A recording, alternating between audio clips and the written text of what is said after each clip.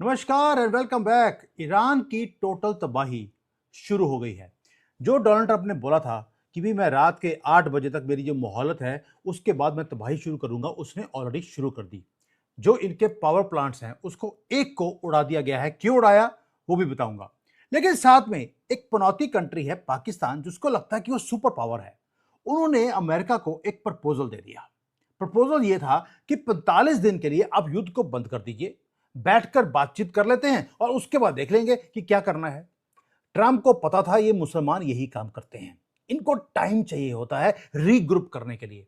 और पाकिस्तान इस 45 दिन में एक ही काम करेगा, ईरान से पैसे लेकर उसको एक न्यूक्लियर बॉम्ब थमा देगा। ये एक दूसरे की हेल्प करते हैं युद्ध के टाइम पर, क्योंकि इनको पूरे दुनिया को इस्लामिक करना है तो ये इकट्ठे होकर वे स्ट्राइक करते हैं। हमास ने भी यही किया था। टिपिकल इनकी गंदी किताब इनको ये चीजें सिखाती है, ट्रंप को मालूम है। इसलिए ट्रंप ने रिजेक्ट कर दिया आउटराइटली कि तुम्हें किसी भी एक घंटे की भी अब मोहलत नहीं दी जाएगी। अब उसने वेट नहीं किया डेडलाइन के लिए।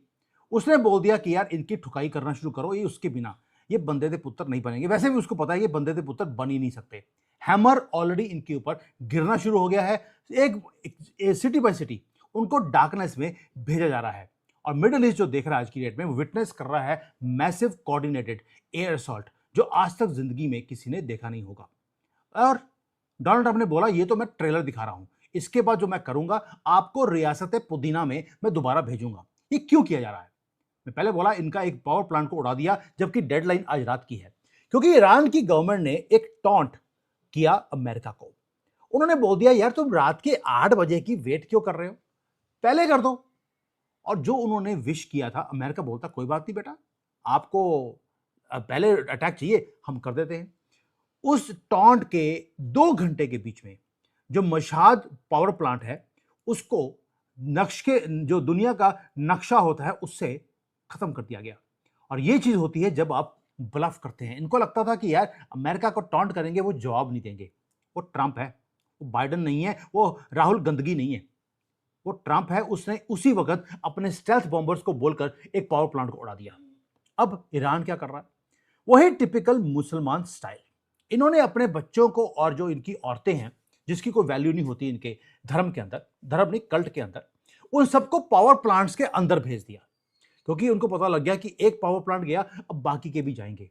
ये अपने लोगों को ह्यूमन शील्ड की तरह बना रहे हैं और साथ में मीडिया को बुला लिया कि पावर प्लांट में आप बैठकर वहां पर वीडियोस बनाइए कि जब अमेरिका पावर प्लांट्स को डिस्ट्रॉय करेगा तो बच्चे और जो बीवियां होंगी इनकी, जब वो मरी होंगी तो वो एक विक्टिम कार्ड खेलने का इनको मौका मिल जाएगा। यही है इनका प्लेबुक ऑलवेज।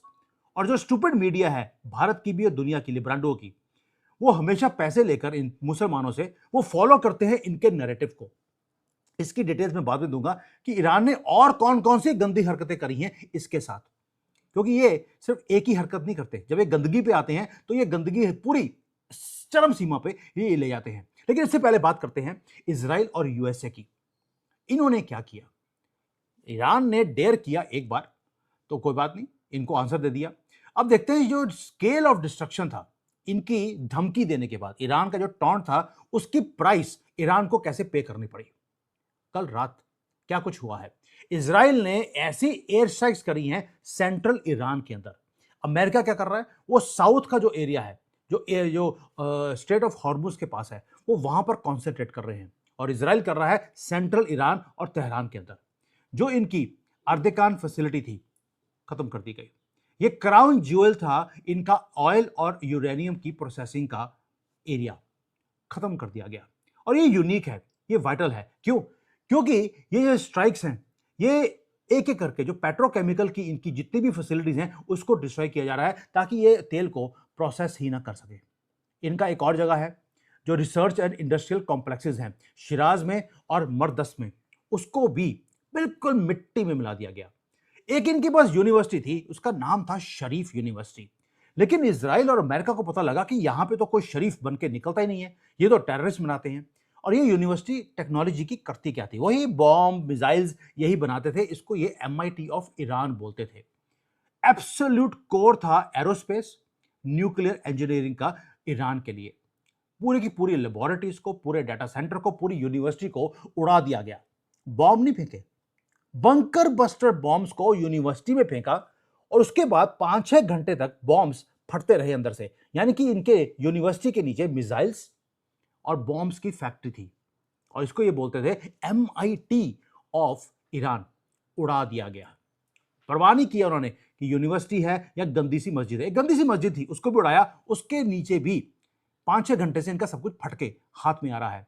अब आपको याद आएगा अल-फलाह यूनिवर्सिटी भारत में, उसके नीचे भी बंकर्स बनाए हुए थे जहां पर बॉम्ब्स बनाए जा रहे थे यूनिवर्सिटी के नीचे। ये हमेशा यूनिवर्सिटी, मस्जिदें, मदरसे इनके बीच में यही काम करते हैं क्योंकि इनको लगता है कि इसके ऊपर आप अटैक कर नहीं सकते क्योंकि जनीवा कन्वेंशन है। लेकिन अब दुनिया ने इनके ब्लफ को देखना शुरू कर दिया। अब साइमल्टेनियसली एक तो हो गया इनके इंफ्रास्ट्रक्चर को डिस्ट्रॉय किया जा रहा है क्योंकि एक टॉन्ट कसा था ईरान ने, साथ में जो मिलिट्री की लीडरशिप है उसे एक एक चुन चुन कर उनको खत्म किया जा रहा है। इंटेलिजेंस का जो चीफ था इस्लामिक रेवोल्यूशनरी का, मार दिया गया। कमांडर था कुड्स फोर्स का, मार दिया गया। आप जिसका नाम लेंगे वो या तो मर चुका है या आजकल में मरने वाला है। इजराइल के डिफेंस मिनिस्टर ने भी अभी अभी कंफर्म किया उनका ऑब्जेक्टिव क्या है। इजराइल बोलता है कि हम टोटल सिस्टमैटिक डिस्ट्रक्शन करेंगे इजराइल के, ईरान के जो इंफ्रास्ट्रक्चर है उसका और इनकी टॉप लीडरशिप का। इफेक्टिवली पेट्रोकेमिकल्स को इन्होंने ऑलरेडी डिसमेंटल कर दिया, ईरान के अंदर बिलियंस ऑफ डॉलर्स खत्म कर दिए हैं क्योंकि रेवोल्यूशनरी गार्ड वो सिर्फ एक ही चीज है जिसके सामने वो नाचता है, इस्लाम नहीं, ना खमेनी, पैसा। ये मुसलमान सिर्फ पैसे और पजामे के सामने ही ये नाचते हैं। अब पजामा इनका इनके पिछवाड़े में बॉम्ब डाल डाल के उसको फाड़ दिया और जो इनका इनकम सोर्स था उसे रिप ऑफ किया जा रहा है इनकी आंखों के सामने। अब ईरान ने भी रिटेलिएट करना ही था, जब इनके पिछवाड़े में बॉम्ब जाएंगे ये भी कुछ करेंगे। इन्होंने कल एक मिसाइल सऊदी अरेबिया का जो जुबैल इंडस्ट्रियल सिटी है जहां पे दुनिया का 4th लार्जेस्ट पेट्रोकेमिकल का प्लांट है उसको इन्होंने हिट किया। भाई पहली बात यह है कि इतनी ज्यादा अब धमकियां दे रहे हैं, एक मिसाइल वो भी इस्लामिक रिपब्लिक की तरफ से, और मीडिया क्या शो कर रहा है, मीडिया शो कर रहा है देखिए ईरान ने सऊदी अरेबिया को हिट कर दिया। भाई कहां तो 5-5, 10-10, 100-100 मिसाइल जा रहे थे, आज सिर्फ एक मिसाइल जा रहा है और ये बोला जा रहा है कि जो स्टेक्स हैं युद्ध के वो बढ़ते जा रहे हैं और ट्रंप को युद्ध रोकना चाहिए। लेकिन वो ये एक्नॉलेज नहीं कर रहे कि ईरान अपने कदमों में आ चुका है। नहीं बोलेंगे क्योंकि पैसे मिलते हैं इस इस्लामिक रिपब्लिक से। अब देखते हैं कि ट्रंप ने क्या बोला। ट्रंप ने बोला कि यार जो इजराइल कर रहा है वो तो है इनके पेट्रोकेमिकल प्लांट्स को उड़ा रहा है। ट्रंप ने बोला मैं 2 काम करूंगा, इनके जो ब्रिजेस हैं उसको उड़ाऊंगा और दूसरा जो इनके जो ये इंफ्रास्ट्रक्चर है दूसरा पावर प्लांट्स का उसे मैं डिस्ट्रॉय करूंगा। इजराइल ने 85% रिफाइनरी की कैपेसिटी को डिस्ट्रॉय कर दिया, तो फिर आप पुल इनके क्यों तोड़ रहे हैं? पुल तोड़ने से क्या होगा? रियल स्ट्रेटेजी यही है पुलों की। अब आपको समझाता हूं कि पुल क्यों जरूरी है। ईरान की अगर आप पूरी की पूरी जो इनका लैंड मास देखेंगे वो माउंटेन का एरिया है। रेवोल्यूशनरी गार्ड्स क्या करते हैं, वो इन माउंटेन एरियाज के बीच में उन्होंने हाईवेज को बनाया हुआ है जिसको एक पुल को पहाड़ी को दूसरे पहाड़ी से जोड़ने के लिए बीच में पुल बनाए हुए हैं। साथ में इन्होंने रेलवे लाइंस को भी वहां पर पूरा एक नेटवर्क है जिसको बिछाया हुआ है और उस हाईवेज को, उस रेलवेज को ये इंडस्ट्रीज के अंदर सामान को लेके जाने के लिए यूज नहीं करते, ये मिसाइल लॉन्चर्स को और ट्रूप्स को मूव करने के लिए ये उन वैलीज को और उन पुलों को यूज करते हैं। आपने इनके पुलों को तोड़ दिया तो यानी कि आप इनकी मिलिट्री को ट्रैप कर रहे हैं, आप उनको आइसोलेट कर रहे हैं, छोटे छोटे पॉकेट्स में वो फंस जाएंगे। उसके बाद आप एक एक कर चुन चुन कर जहां पर ये फंसे हुए हैं उनको आप जाकर डिस्ट्रॉय कर सकते हैं। इनको इकट्ठे होने की परमिशन ही नहीं मिलेगी, इसीलिए एक एक करके इनके पुलों को आज से डिस्ट्रॉय करना शुरू कर दिया। एक ऑलरेडी तोड़ दिया, जो हाईएस्ट ब्रिज था पूरे मिडिल ईस्ट का, उसको उड़ा दिया गया। बाकी के अब पूरी लिस्ट बनी हुई है। उसका रीजन है, एक ब्रिज उसको बनाने के लिए एक तो टाइम चाहिए, दूसरा बिलियंस ऑफ डॉलर्स लगते हैं उसको बनाने के लिए। बिलियंस तो आपने इनके ऑलरेडी जहां से इनकम ये लेते थे उसको आपने डिस्ट्रॉय कर दिया। और यूनाइटेड स्टेट्स क्या बोलता है, मुझे सिर्फ 4 मिनट चाहिए इनके कंट्री के जितने ब्रिजेस हैं और जितने पावर प्लांट्स हैं उसको खत्म करने के लिए। अल्टीमेटम को सेट कर दिया गया है।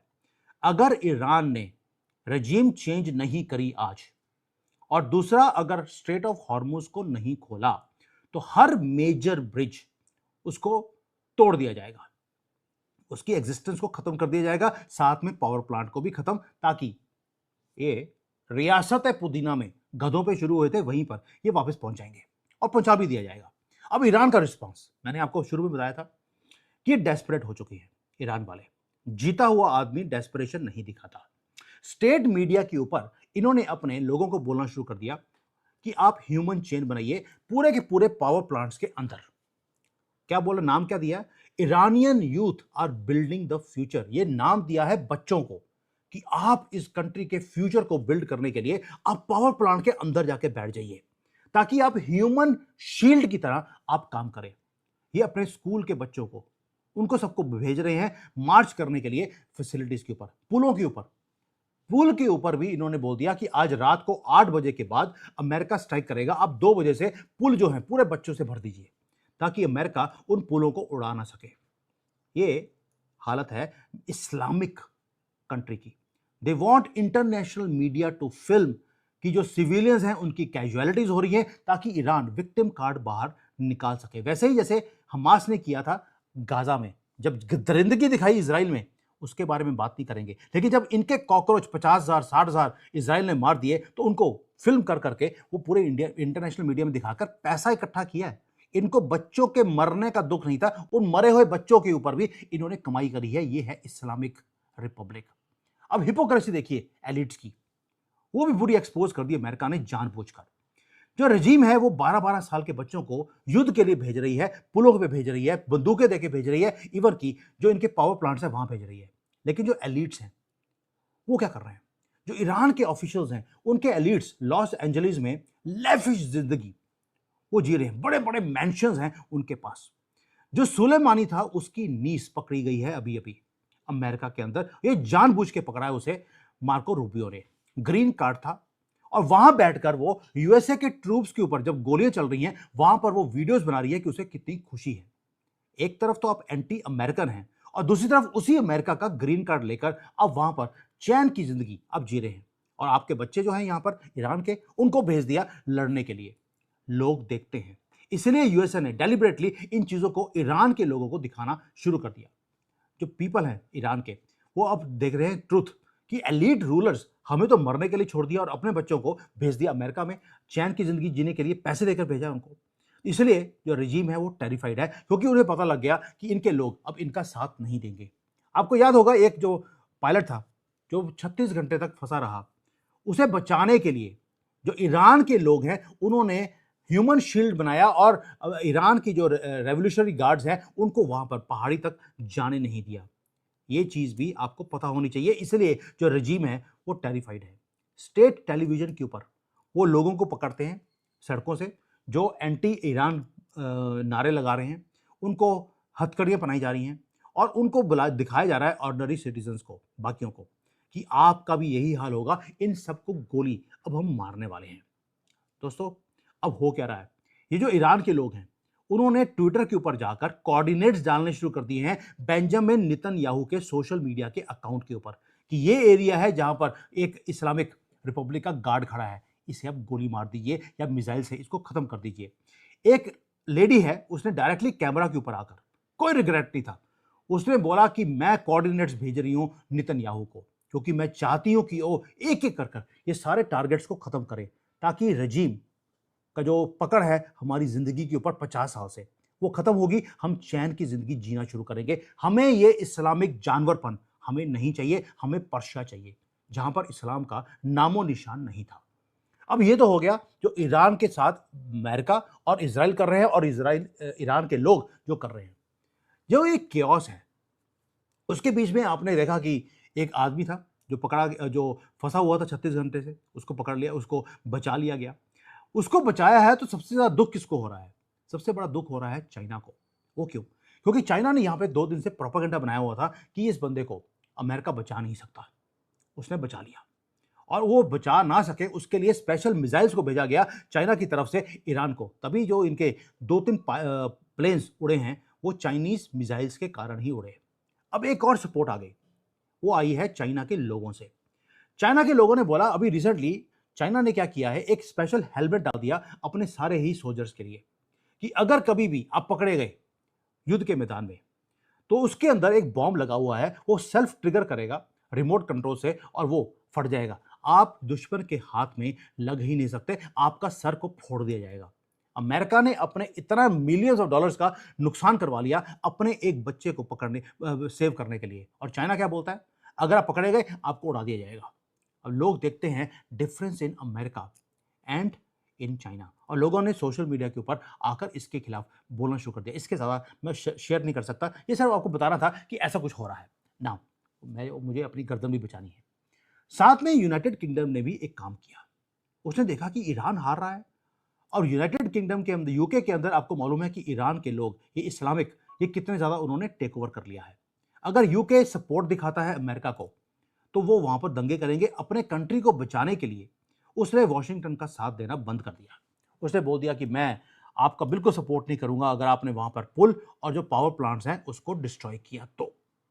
अब रिस्पॉन्स क्या था यूएसए का, मैं इसलिए बताता हूं आपको चीजें क्योंकि इसमें से कई चीजें ऐसी हैं जो मोदी जी को सीखनी पड़ेंगी या हमारी गवर्नमेंट को सीखनी पड़ेगी। ऐसा नहीं है कि हमारी गवर्नमेंट को पता नहीं है, बट कई बार चीजें बतानी जरूरी होती हैं। वॉशिंगटन ने ओपनली अब बोलना शुरू कर दिया कि हमारे जो मिलिट्री बेसिस हैं यूरोप के अंदर, हमें रखने की जरूरत नहीं है। NATO is not for my benefit, it is for your benefit. उन्होंने बोल दिया मैं अपने सारे ट्रूप्स को नेटो कंट्री से बाहर निकाल रहा हूं, और मैसेज बड़ा क्लियर है, या तो मेरे साथ खड़े हो जाइए युद्ध में, जो मैं कर रहा हूं करने दीजिए, मुझे डिसमेंटल करना है इस दरिंदगी को। मोहम्मद नाम का एक भी आदमी जब तक ईरान में जिंदा है, ये दरिंदगी खत्म नहीं हो सकती। मुझे एक एक मोहम्मद को चुन चुन कर मारना है, और अगर आप मेरे साथ नहीं खड़े, कोई बात नहीं, मैं अपने लोगों को निकाल के ले जाता हूं, अपनी आर्मी को। आप खुद अपने यूरोप को ध्यान दे लीजिए। इस तरह से काम किया जाता है अपने स्ट्रेंथ दिखाकर। अब ग्लोबल ऑर्डर फ्रैक्चर हो रहा है हमारी आंखों के सामने, चाइना के लोग भी देख रहे हैं। अब इसीलिए चाइना ने क्या किया, चाइना ने देख लिया कि इनके जो चाइनीज लोग हैं वो अपने ही गवर्नमेंट का मजाक उन्होंने सोशल मीडिया पे लगाना शुरू कर दिया, जो कि पहले होता नहीं था। इतना डर का माहौल था, अभी वो डर खत्म हो रहा है। चाइना ने डिक्लेयर कर दिया no fly zone on East China Sea. Tensions इधर भी इंक्रीज हो गई हैं, ऐसे लगता है कि जैसे कि वो ताइवान के ऊपर चढ़ाई करने वाला है। ताइवान की जो ऑपोजिशन लीडर है उसको बुला लिया गया है चाइना में, और वो बोल रही है कि हम तो आपके साथ मिलने को तैयार हैं, हम लड़ाई नहीं चाहते, हम तो चाहते हैं कि हम ताइवान को आपका पार्ट बना दें। अब आपको याद आएगा, राहुल गांधी भी ऑपोजिशन लीडर है भारत का। पार्लियामेंट में बैठकर पार्लियामेंट की जितनी भी सीक्रेट इंफॉर्मेशन होती है वो चाइना को बचाता है। कभी भी अरुणाचल प्रदेश नहीं जाता, क्योंकि इसी राहुल गांधी ने बोला है कि नॉर्थ ईस्ट मुझे प्रधानमंत्री बना दीजिए, मैं आपको दे दूंगा।